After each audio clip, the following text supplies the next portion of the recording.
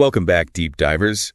Ready to sink our teeth into something a little different. I'm always up for a challenge. What have you got for us today? Well, let's just say we're trading in those sparkly vampires for something, well, a little more, shall we say, sophisticated. Ooh, intriguing. You've got my attention. Excellent. Because today we're diving into Tony Scott's 1983 film, The Hunger. The Hunger. Now, that's a film that certainly leaves an impression, a visual feast, you might say. Exactly. And that's precisely what we're going to be dissecting today. We're going beyond the basic plot points and really digging into the cinematography, the psychology, and the layers of symbolism that make this film, well, so unique.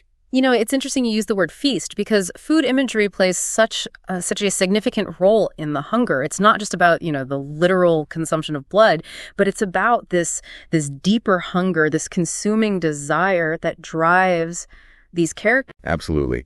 And speaking of consuming, let's talk about that opening scene. I mean, wow. Bauhaus's Bela Lugosi's dead, pulsing through this dimly lit, almost subterranean nightclub, the cage, the writhing bodies, the sweat.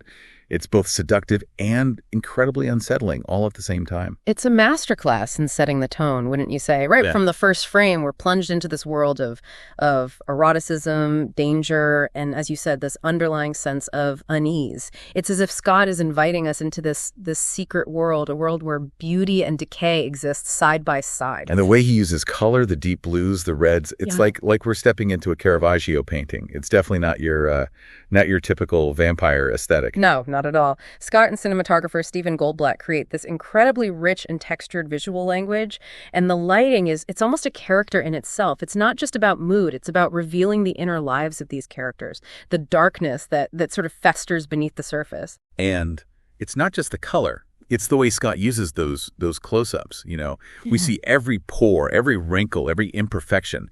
He's emphasizing both the allure and the decay of these characters. He's almost forcing us to confront this duality, this inseparable intertwining of beauty and horror. You're spot on. And that tension between attraction and repulsion, between life and death, between pleasure and pain, it's a thread that runs through the entire film. It's in those close-ups, it's in the editing, it's even in the set design. It's like Scott he's playing with our expectations, challenging us to confront our own fascination with the forbidden. And then there's the way he plays with time. Yeah. The way he cuts between scenes, it's so abrupt, almost jarring. It's like shards of broken glass. It's disorienting, right? But it's also incredibly effective. It mirrors the way vampires experience time. For Miriam, centuries pass in the blink of an eye, while her human lovers, they age and wither before her. Scott's editing style, it becomes a visual representation of that tragic disconnect, that vast chasm between immortality and mortality. Brilliant. Okay, speaking of Miriam, can we talk about her home, her Art Deco townhouse? It's not just a house, it's like a museum. It's a testament to her extraordinarily long life. Every piece, every antique, every painting is a relic of a bygone era. It's a visual reminder of the sheer weight of her eternal existence. It's almost like her home is a mausoleum in a way. It's filled with the ghosts of her past, the memories of her lost loves. And yes, it's beautiful, opulent even, but there's this underlying sense of stagnation, this feeling of being trapped by the weight of history. And you see that juxtaposition of beauty and decay everywhere. It's in the peeling wallpaper, the tarnished silver, even the wilting flowers. It's subtle, but it's powerful. Yeah. And it's like a visual metaphor for the central question the film poses, right? The price of immortality. I mean, living forever sounds tempting, but Miriam's story really makes you think twice.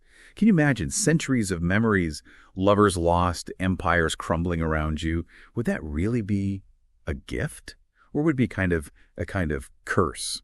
A prison of your own making. Yeah, it really makes you wonder, doesn't it, about the true cost of living forever. And that's what makes The Hunger, it's what makes it so compelling. It doesn't offer any easy answers. It invites us to consider the complexities of existence, the allure and the terror of living beyond the natural limits of time. It really does. And it's not just the physical burden of immortality, right? There's this psychological toll as well. You see it in Miriam, her constant search for connection, her need to find new lovers, it almost feels like an addiction. It's a very astute observation. Vampirism in this film, it becomes this metaphor for all sorts of dependencies, the craving for blood, for youth, for love, even for knowledge. Miriam is constantly seeking, consuming, but she never seems to find true satisfaction.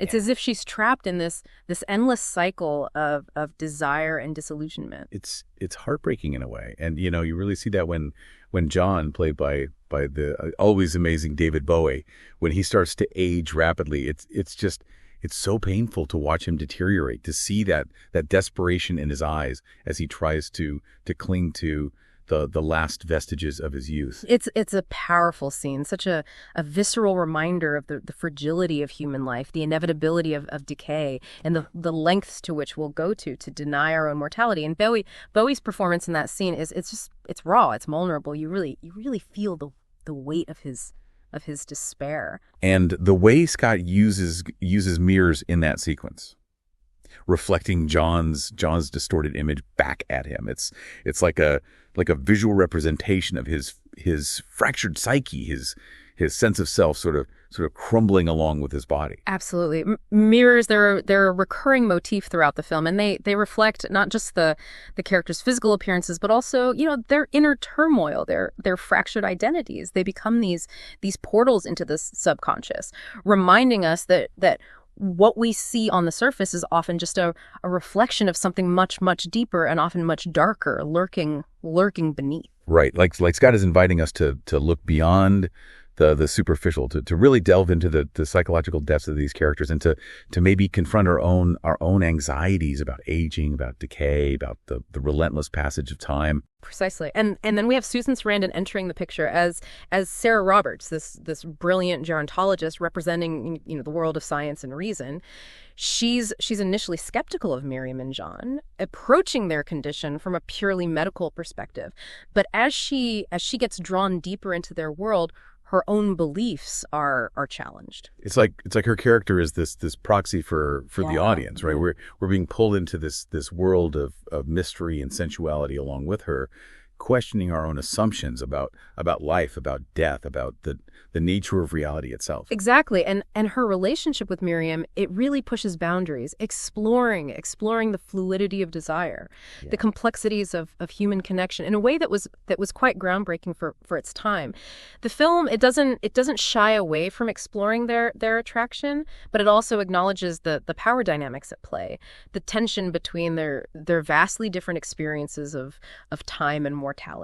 It's a good reminder that The Hunger isn't simply a vampire film. It's a film about relationships, about the very human need for connection, and the challenges of navigating those connections across boundaries of age, of gender, even of species. And it does so with such visual flair, and with such psychological depth. It's a film that stays with you long after you've seen it, prompting you to question your own assumptions about love, about desire, about the very nature of existence. It's fascinating, isn't it, how The Hunger manages to be both this stylish horror film and this really thought-provoking meditation on the human condition. It's like it's operating on multiple levels, appealing to our primal fears and our intellectual curiosity all at the same time. That's what makes it such a unique and enduring work of art, I think. It transcends, those typical genre conventions, blending elements of horror and romance and art house cinema to create something that's truly original. Mm-hmm. And its influence can be seen in so many films that have come after it, from Interview with the Vampire to Only Lovers Left Alive. It's like The Hunger, it paved the way for a whole new kind of vampire story. You know what I mean? Yeah. One that's more interested in exploring the psychological and the emotional complexities of immortality rather than just, the blood and guts. Yeah, exactly. It elevated the genre, you could say, infused it with this new level of sophistication and depth.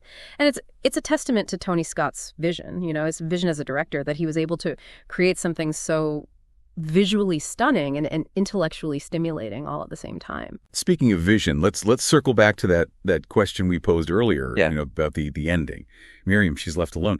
But this time, This time it feels different, doesn't it? Is she finally free from that cycle of desire and loss, or is this just the beginning of a new and even more terrifying chapter in her eternal existence? It's the question, isn't it? The question that's haunted viewers for decades. And there's no easy answer. Some see it as this moment of liberation, suggesting that Miriam is finally broken free from the chains of her past. But others interpret it as a descent into a deeper kind of darkness, a chilling reminder that some hungers can never be truly satiated. And that ambiguity, that's what makes the ending so powerful, I think. It leaves us with more questions than answers, forcing us to confront our own anxieties about mortality, about the passage of time, and the insatiable nature of desire. Absolutely. And I mean, then it's testament to the film's brilliance, I think, that it can provoke such profound and unsettling thoughts. It's a film that stays with you long after the credits have rolled, challenging you to confront your own deepest fears and desires. So if you haven't seen The Hunger yet, I highly recommend adding it to your watch list. It's a cinematic experience unlike any other, a feast for the senses and the mind, and a timeless exploration of the human condition. And if you have seen it, well, perhaps this deep dive has given you a new appreciation for its artistry, its depth, its enduring legacy. Because sometimes the most rewarding journeys are the ones that take us back to familiar places and allow us to see them with fresh eyes. So there you have it, folks. Our deep dive into Tony Scott's The Hunger, a film that's both beautiful and disturbing, seductive and unsettling, a timeless masterpiece that continues to haunt and inspire. I think next time, keep diving deep, keep exploring, keep questioning, and keep the conversation going.